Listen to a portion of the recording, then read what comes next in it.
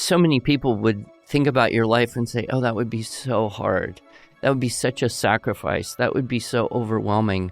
And yet you don't seem at all burdened. It's just like a supernatural goodness.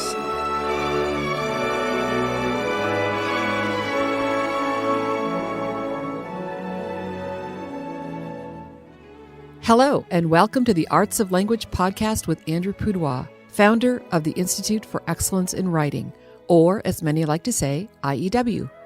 My name is Julie Walker, and I'm honored to serve Andrew and IEW as the Chief Marketing Officer. Our goal is to equip teachers and teaching parents with methods and materials which will aid them in training their students to become confident and competent communicators and thinkers.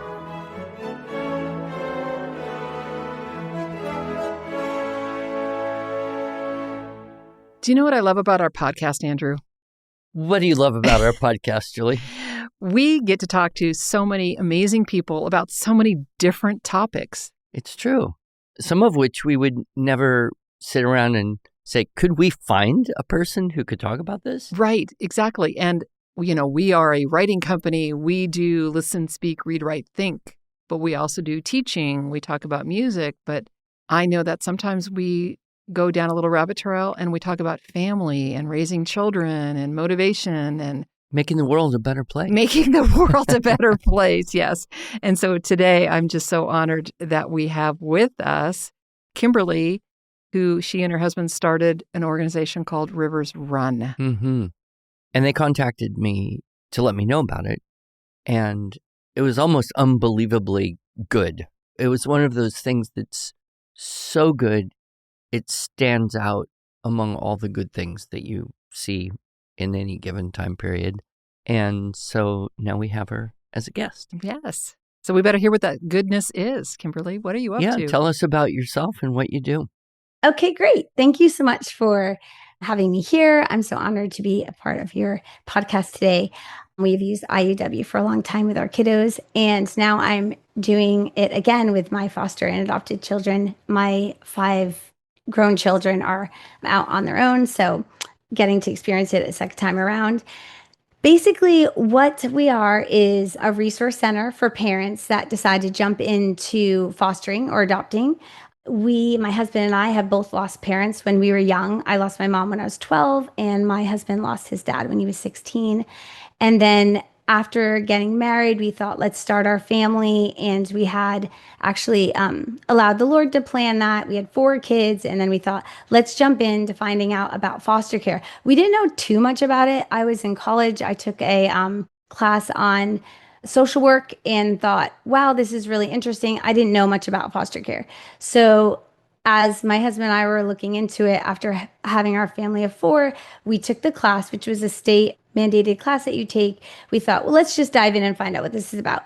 And we decided we didn't want to foster, we wanted to adopt. So after we finished our home study, and I think it was in maybe a 6-month time frame, they came to us and said, as they were doing our home study, you're a homeschool family. You have 4 children. It'll be quite a while before you find a child that's in our system to be in your family. And I was kind of discouraged because I was very excited about having a new child that was needed to be adopted. So within maybe 7 days, we got a call. We found your son. So it actually didn't take that long for our first child to come to us.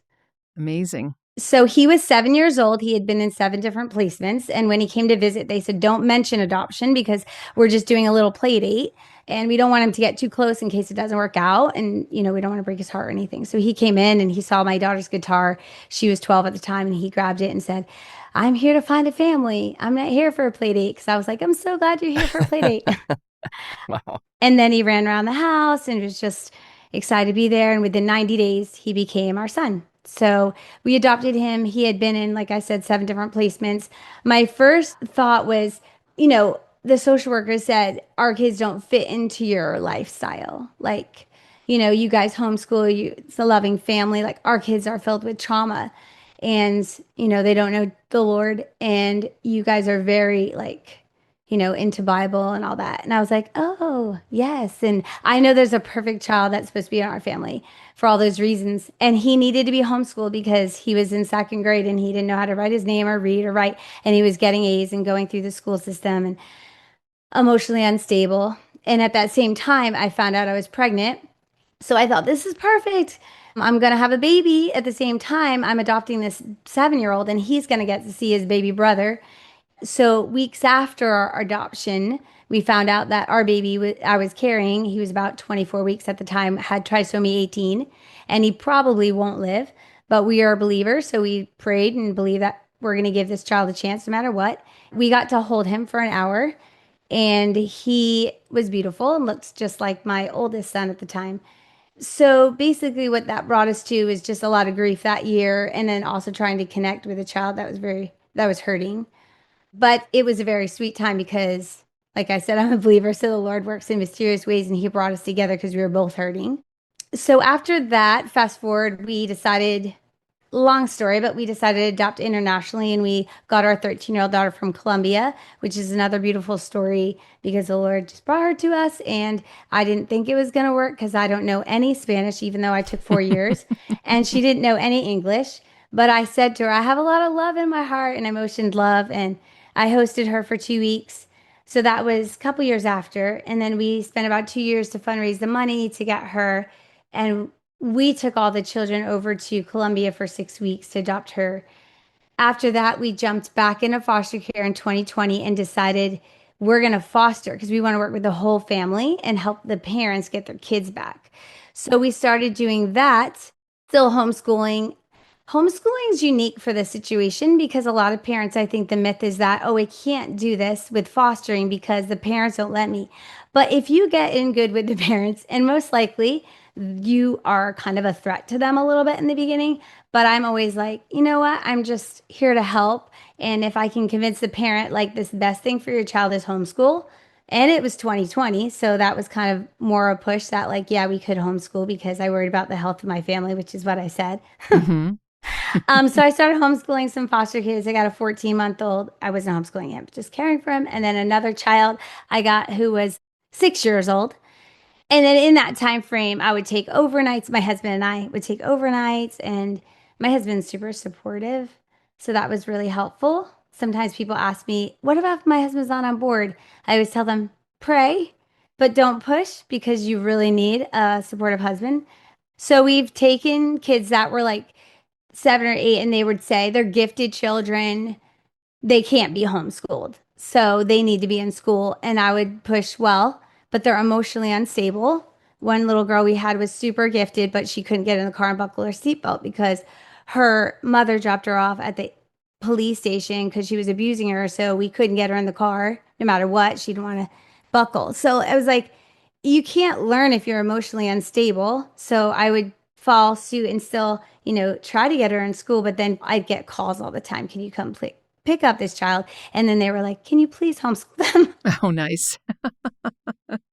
So yeah, so basically you do work really hard with the parents, but so far those two children, my first two placements that I got, I ended up adopting them 4 years later after many, many trials of working with the parents. And then we continued to do fostering. So basically, you may get a call in the middle of the night and you're getting a new baby that's maybe drug addicted and he's 2 days old. And so you have to get a pack and play. My husband's been known to go to the Walmart banging on the door at, 10:59. We need another pack and play. We loaned ours out. So we realized, what are the challenges in this? There are so many kids in the system. A lot of myths are out there. What if we built a resource center to, like, I follow Heidi St. John as well. Like, love her messages. And she's doing the resource center for homeschoolers. And I was like, what if we had a resource center for foster families? Because now I've had so many yeses that a lot of people are like, you should just help other people get set up to do this. So then you can lower your numbers. No, just kidding. But I did get a call just a week ago about a 16-year-old who's a second-time adoption from Colombia, who they wanted me to take. She's in Virginia in a group home because it didn't work in the homeschool family she was in. And I'm like, this is totally doable. It's just really, it is hard. But like, if people had, which we are getting a lot more support than we did I think a resource center would be helpful. So basically, we found an assisted living home. It used to be an assisted living home for elderly people that was like a farmhouse kind of style. And it has like 9 bedrooms. And we were like, we can go and help with overnights. We can turn our shed into a clothing closet and a resource. We could have classes here to help parents understand attachment. We can help and make more people aware of these kids. Because right before I got on this call, I said, "Oh, should I have some facts about how many people in the US, like how many kids are actually in the system?" But then I was like, you know what? I could do that. There's 400,000 if it's to date. But I thought also, I know my own experience. I get calls every night. I'm on the no call list because I have 3 pending adoptions right now. But I still get calls every night. Like if I don't take the kids in, they're staying in the office. So they do. They stay in the office overnight. That's here, but I think the problem is all around. I don't think it's just in Florida. And people say the system's broken. It's hard. You do have a lot of people in your space. Like I have people in my house all the time because you have the little guardian of litem that checks into the kids, the caseworkers. They're all burnt out. It is hard, but that's what my husband and I feel like we're called to. And homeschooling is the best way to attach these kids. So if you get in with the parents and they agree that, yes, you can homeschool my kids, then you can do it. Wow, you are going to have to write a book. I don't know. I'm That's for sorry. sure. See, I was afraid I was going to talk too much. I mean, obviously, this is just the very little surface scratch of the depth of what you have been through. This will make a phenomenal book. So keep your notes, and once all the kids are gone and you've got some bandwidth to breathe, start writing. I think that there is a kind of I don't know if you call it a natural or a unnatural kind of baseline suspicion between social workers and homeschoolers. And you somehow have created this bond, if anything. Surely they trust you. You have to trust them. You don't know what kind of problems you're going to take on. I mean, you kind of do, but every kid is different. And so I'd be curious to know if you kind of had to learn to trust the people who were initially very skeptical of, can you do this kind of thing? Like have kids on your own, a bunch of them, adopt kids and take in foster care. Like it just seems so extreme. Was it hard for them to get where you're coming from? So basically with the caseworkers, I'm being honest, sometimes one child has a switch of caseworkers, maybe 3 or 4 times that I have them. So I don't build a really strong rapport with the caseworkers because a lot of times they're overbooked and they don't push it on, but they've left, somebody else taken. You sometimes don't know who the caseworker is for a bit. That's just the brokenness of the system. And their goal is reunification for the child. So you want that as well. You want the parents to do what they need to do. But as you said before in the opening, someone had said, like, is it hard to let the kids back? Well, it is hard, especially when you've invested so much. But I do believe, like, okay, my number one goal is to give them hope. And then it is hard to send them back. But what if they never had that slice of hope? Sometimes it's one person, right? One person that believed in you. So I just had a girl who left last Wednesday and was with us for many months. And I was confident that that relationship would still be accessible. But that's one thing that's really broken in the system is you could have kids for a year, which I've had too. I had a 7 and 9-year-old that I taught to read, and it was such an exciting time. And they went back knowing to read. And I said, that's one gift I'm going to give you. And they went back. They ended up staying with mom in a rehab for a good couple of months. And then, then you're not really allowed to communicate with them. So I don't know how they're doing. Yeah. So with caseworkers, I try to build a rapport, but they are so overworked. So they're more working with the parents than the foster parents. But they have to approve that you're going to have these kids in your home. Correct. So they've got to trust you.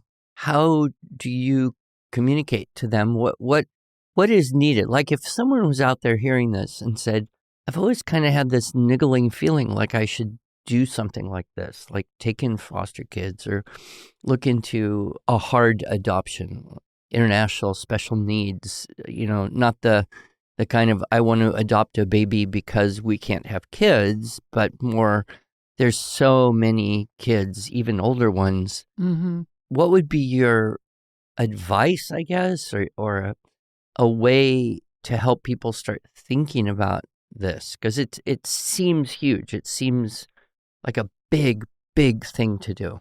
Well, yeah, you've got to take classes. She talked about state-mandated classes and a home study. Sounds like there's a lot of boxes you have to check, Kimberly, before you even get going down this road. So when people approach me, because I do drive a large van and I pull up to the park and I don't look normal.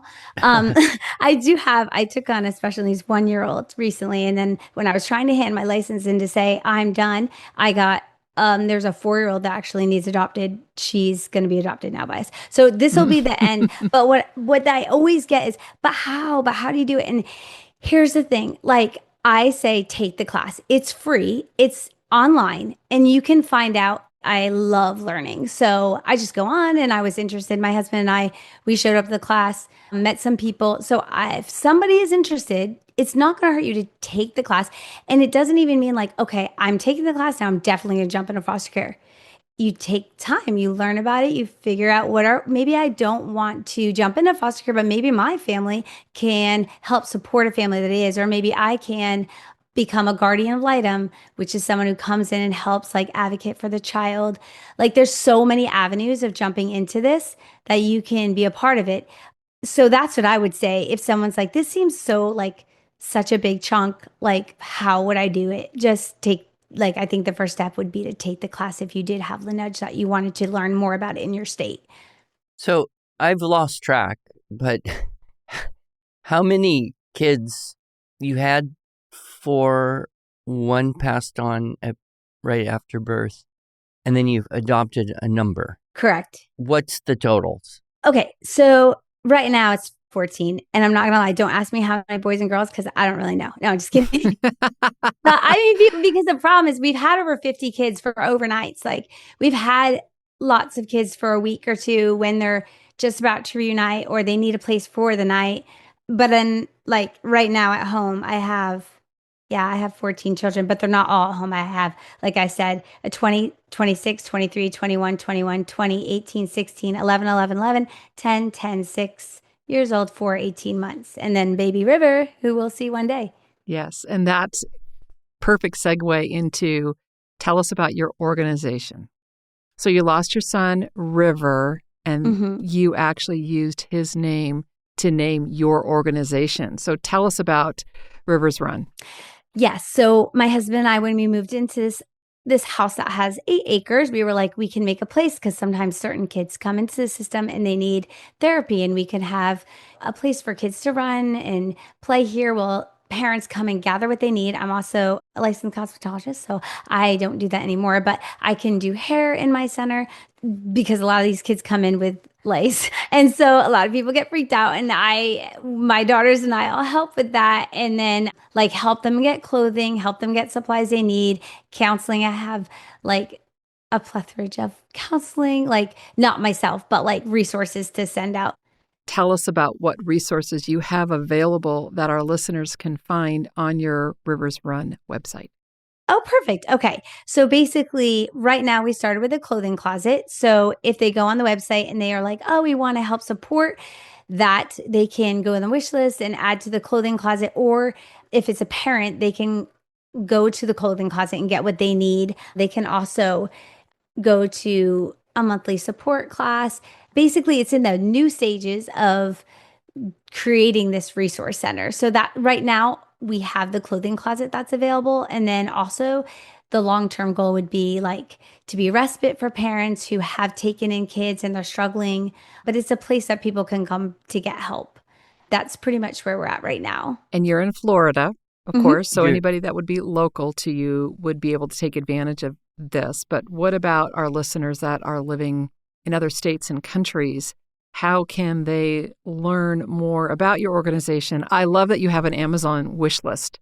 I think every nonprofit should have an Amazon wish list because it makes it so easy to give really practical items. So we'll put a link in our show notes to your Amazon wish list so that people can donate to your resource center. But what about the mom that's, say, in California and is thinking about adoption? Are there, or even foster to adoption, are there links on your website that can help them on their journey toward this? Yeah, that's a great question. So right now, there probably isn't much on there, but I would say as far as like where they go for help, but I've gotten calls from people in different states that have gotten my number from other people to say, hey, I have this struggle with my son. How do I help? And then connecting them with like, they have already adopted or fostered though, I guess. So that's a little different than someone who's thinking about it. So but yeah, definitely they would probably go to the resource center, or I mean, they could, if they're from another state, then they would find programs in their area where they could either help donate supplies or they could go there for help and find out how they can get more involved in fostering. Yeah, I think what I see when I go to your website is just most of all an inspiring story that this is actually possible. And that if the Lord is leading me to this journey, that there are people like you that I can be inspired by, encouraged by. And as your organization grows and as you devote your life to this, the resources available will be expanded. Yeah, I have one question. I think people might be curious. You mentioned teaching some kids to read. And so I think some of the listeners would be happy to know what are your preferred curriculum materials in terms of reading. We know you like IW writing, math, what else? Because it seems like you'd have to keep it pretty simple dealing with so many kids at so many different levels and ages and circumstances. Yes, absolutely. That is part of the challenge. In fact, I was listening to one of your podcasts. I'm not sure which one it was, but it talked about how like what are the positive things of AI and like how you can put in your website and it'll correct the things that could be corrected. Is that right? Like something like that along the lines of how can AI be used? And so the other day I put in my schedule, please help. I need to figure out how to do this because I have more kids this year than last year. And so what I feel like is sometimes it wasn't really spitting out what could be helpful because I think I overloaded it. But I You overloaded AI. Yeah, I believe well, it. I felt really bad because I'm like, I went away telling a lot of friends about it. And I'm like, I'm super embarrassed now because they're going to be like, wow, we're going to do that too. And I'm like, oh, it was actually really manipulative. It kept promising me, like, your lifestyle is so amazing. Like, you're doing so good with pouring into these kids. You deserve this. And I was like, wait, what? And then they're like, in 2 hours, we're going to lay out your whole life strategy. And I was like, this is amazing. And then in 2 hours, I'd be like, can I see like what it looks like? Can I preview it? And they're like, you're right. You shouldn't have to wait long at all, but it will be ready tomorrow. And I was like, what? Oh, I'm my word. confused. So back to your question. Sorry, rabbit trail there, but I will be honest. I think of like, I am super scheduled. I don't have a lot of time for coffee dates. This is the first podcast I've ever done. I try to see my husband once in a while when we do TikTok videos together over. And so when it comes to reading, I was like, okay, I need super simple. Like we're just going to go through the letters and the sounds and do explode the code, handwriting without tears. IW was super helpful we actually had it at our co-op. I taught it at our co-op. And then some of the kids, the little ones just want to be by me. So like sometimes they'll learn more about grammar than they do about reading because that's where I am that moment. Because I'm not as concerned. Yes, I want to teach them to read, but I'm also really concerned about their attachment because emotionally they need to be feeling like they're with me. So sometimes if I get a new child, they're with me. I don't put them in another co-op class. And so it'll be funny because sometimes my kids know like all the LY words, but they still are struggling with how to spell their name. But yeah, so I'll use like 100 easy lessons. Like I know they're not all probably the best way, but sometimes I'm like, I've got 10 minutes with this child. I want to try to get them to know their letters and their vowels and blends and work through that. So that really helped over the summer with the other two. And my husband was laughing because he's like, you just saw Mary Poppins take a turn for the worse. She found out you can't read. No, I'm just kidding. But he was like, he knows, like, I really want all my kids read alouds. Like, I love Sarah Mackenzie. I can't say, yes, because read alouds, like, it's all about attachment with these kids. So, like, I will spend an hour reading versus to them and doing audiobooks and the lamplighter books and all that, because I know that's going to create in their brains the attachment, cuddling next to them. With Jonathan, you'll be, well, yeah, it's okay. I'm like sometimes worried about saying certain names because I don't know what kids have gone back. Jonathan, my adopted son, you'll be happy to hear this. So I had heard about speech and debate from many, many moons ago. And then I heard you talk about it in one of your speeches at the homeschool convention. And Jonathan, he was on medication for ADHD. He couldn't write his name. He's really struggling learning. I put him right in a speech and debate because that's what my big kids did. And the next thing you know, he's like writing a speech on George Mueller. And now he is going to Trinity Bible College. Today's his first day. He's not on medication. And so it's nothing in me. It's just the Lord like showing me where to go. But the NCFCA, like all my kids have been involved in that. I had my daughter who just learned English. I was like, come on, Norma, we're going to go do speeches. And you know, she inspired so many of those kids. I was like, get up there. She doesn't even know English yet, and she's writing her own speeches. So you can do this, you know? So I think when you ask like what Rivers Run is, I think it's definitely like to inspire the families. Like, you can do this. Like, homeschool's already hard, but I would say the beauty of bringing other children into your home, because we can't go on mission trips and things like that. Like, we can bring these kids that are really hungry for attachment and they want to learn. They can come in our home. And my bio kids have just flourished. They jump on. And even the other kids I have in the home that I've had for a long time or I've adopted, they're the most selfless kids. How can I say that? I'm not bragging. It's not me. But my kids they're amazing. They love the Lord. They are so giving of their time. So that's the other part. Like, some people are afraid, well, what if these kids do, like, some kids you come in, yeah, their language is really colorful. They've tossed around some words my big kids haven't even heard. But then, like, in weeks' time, their hearts change. They start getting attached. Wow. It is beautiful. Yeah, you said mission trip. It's like you are the mission trip. Exactly. You are living a continuous mission trip by attraction. Your voice has so much joy in it. And I've studied kind of people and their voices, and you just overflow with this supernatural joy. And I would think that so many people would think about your life and say, oh, that would be so hard. That would be such a sacrifice. That would be so overwhelming. And yet you don't seem at all burdened in a way that comes through. It's just like a supernatural goodness. And I hope that you inspire dozens, hundreds, thousands of people, because really that's what we are called to above all else, is to take care of each other, to love each other selflessly. And it's in that we live our faith. That's how faith is confirmed in us, loving our neighbor as ourselves. And I don't know that I've ever met anyone who does this as joyfully and powerfully as the way you do. And thank you for sharing that short, all too short story with our listeners. And of course, they can go to the website, read more. And I guess at some point, they always say, if you need something done, give it to a busy person. So I will look forward to reading your book someday. Yes, someday you will have a book. And Kimberly, could you just give us your website? It's Rivers Run. Go ahead and spell it out for us. Oh, sure. It's riversruncottage.com. And we'll of course have a link in our show notes for that. And just what a tremendous joy. If you were sitting in this room with us, Kimberly, you would have seen Andrew and me just break out in grins oftentimes based on what you said. So we're just so honored to know you, to have you as a part of our IEW family.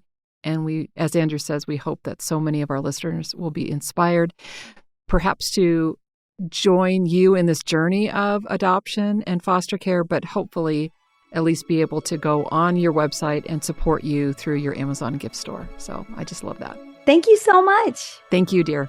Thank you. God bless you.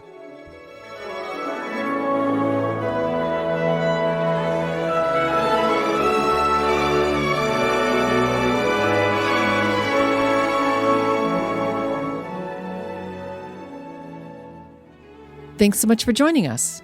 If you enjoyed this episode and want to hear more, please subscribe to our podcast in iTunes, Stitcher, or Spotify, or just visit us each week at iew.com/podcasts. Here you can also find show notes and relevant links from today's broadcast. One last thing, would you mind going to iTunes to rate and review our podcast? This really helps other smart, caring listeners like you find us. Thanks so much.